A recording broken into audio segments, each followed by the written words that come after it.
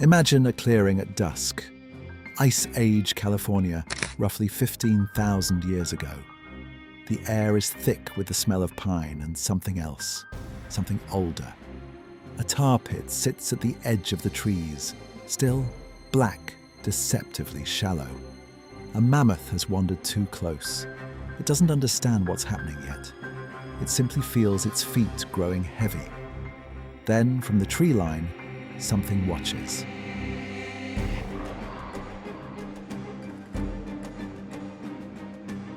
It doesn't move immediately. It reads the scene with patience that feels almost deliberate. It's large, around the size of a lion, maybe heavier. Low slung through the shoulders, powerful through the chest. Its tail is short, almost stumped. Its body is built for explosive force, not long pursuit. And then there are those teeth. Not just large, grotesquely, impossibly large. Two curved ivory blades, each nearly 30 centimeters long, jutting down past its lower jaw, catching the last light of the afternoon. It enters the clearing without rushing. This is not a monster. This is something far more interesting. An animal that evolution shaped for millions of years, refined through ice age after ice age, and then erased, all without leaving us a single one alive. We call it Smilodon. But before we can truly meet it, we have to understand the world that made it possible. The story of Smilodon, or what more commonly known as saber-toothed tigers, begins with a lineage. Saber-toothed predators are one of evolution's most repeated experiments. In at least 5 separate carnivore lineages across deep time, nature arrived at the same basic solution: enormous canine teeth, built for precision killing. The earliest saber-toothed forms appear around 40 million years ago. They were not cats, not even close. Nimravids, the first family to carry those blades, were a separate lineage entirely, one that lived and vanished long before the animals we'd recognize as felines ever walked the earth. Evolution doesn't have a single favorite answer. It has themes, and the saber-tooth is one of the oldest, most persistent themes in carnivore history. By the time the Pleistocene arrived, roughly 2.5 million years ago, the world had become something extraordinary. The ice ages didn't freeze everything. They breathed. Glaciers advanced and retreated in cycles, tens of thousands of years long. Forests gave way to grasslands. Coastlines shifted. Land bridges appeared and disappeared, connecting continents, letting species pour into new territories and adapt to conditions that hadn't existed before. It was a world of constant, grinding pressure. And pressure, in evolutionary terms, is opportunity. Smilodon emerged from this pressure in 3 distinct species. Smilodon gracilis, the earliest and smallest, appeared in North America around 2.5 million years ago, roughly the size of a jaguar. Then came Smilodon fatalis, the one most people picture. Medium-sized, built like a wrestler, weighing up to 280 kilograms. Then there was Smilodon populator, larger still, the biggest saber-toothed cat to ever live, heavier than a modern lion, possibly exceeding 400 kilograms in large individuals, roaming the open plains of South America with an almost regal certainty. 3 species. 3 slightly different answers to the same Ice Age question. How do you thrive in a world this dangerous and this rich? For a long time, we got the answer wrong. Early depictions of Smilodon showed those fangs being used like daggers, stabbing prey from above, driving the teeth deep with brute force. The image was compelling, almost theatrical. It made Smilodon feel like a weapon with legs, and it was completely misguided. Those teeth, as extraordinary as they were also fragile. Computer models of the Smilodon skull reveal something critical. The long canines could bear impressive downward force, but lateral stress, twisting, wrenching, the kind that comes from struggling prey, would snap them. A saber-tooth that broke its fangs didn't survive long. Evolution doesn't invest millions of years in a structure only to let it shatter on first contact. So what were they actually for? The emerging scientific consensus points to a precise, almost surgical kill. Smilodon likely used its enormous forelimbs, which were massively built compared to modern cats with short, powerful forelegs, to pin and control prey before it bit. Then, when the animal was secure, it delivered a targeted strike to the throat.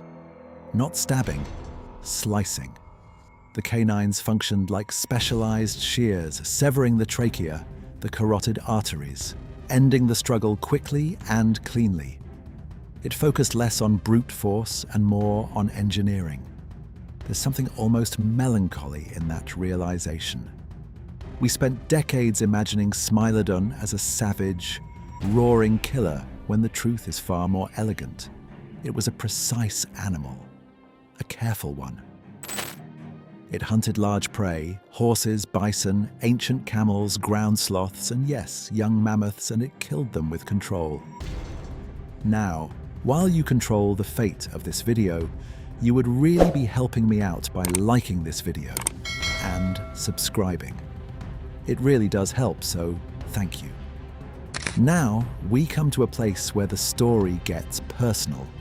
In 1901, workers digging in Los Angeles hit something strange. The land there had been known for years as a place where animals got stuck. A natural tar seep just below the surface, covered with water, invisible to anything heavy enough to sink into it. But no one had understood the scale of what lay beneath. As excavations deepened, bones emerged, thousands of them, tens of thousands. By the time the full scope of the La Brea tar pits became clear, scientists had something almost miraculous. A snapshot of Ice Age California, frozen in asphalt, preserved in extraordinary detail. And Smilodon was everywhere. More than 2,000 individual Smilodon have been recovered from La Brea. That number alone is staggering. It is one of the most complete fossil records of any prehistoric predator ever assembled.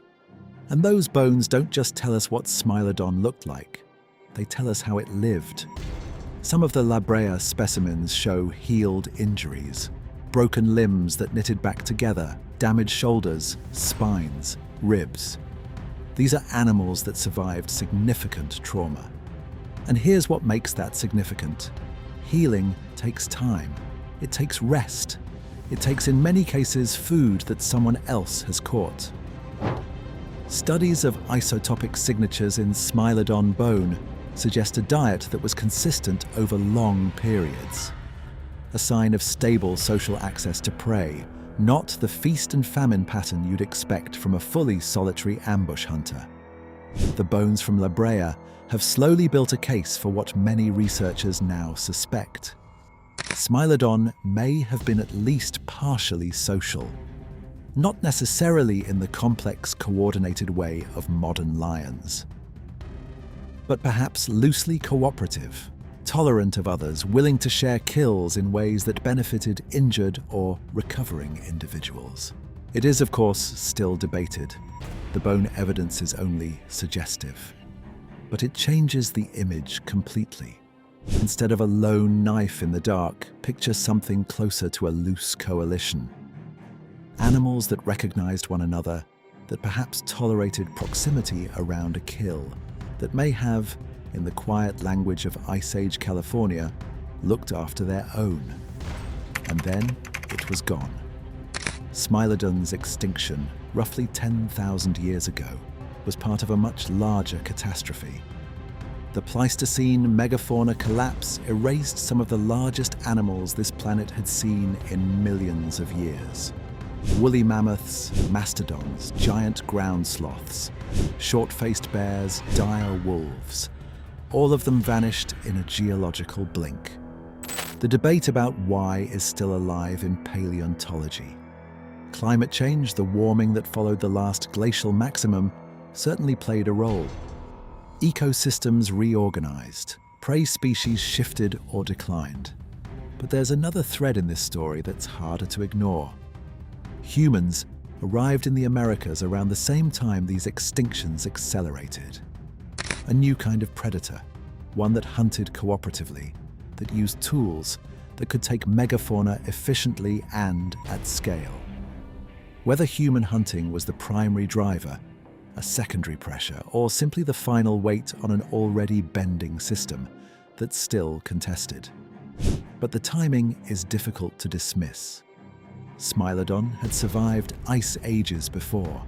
It had watched the world transform around it, adapted to new prey, new landscapes, new conditions.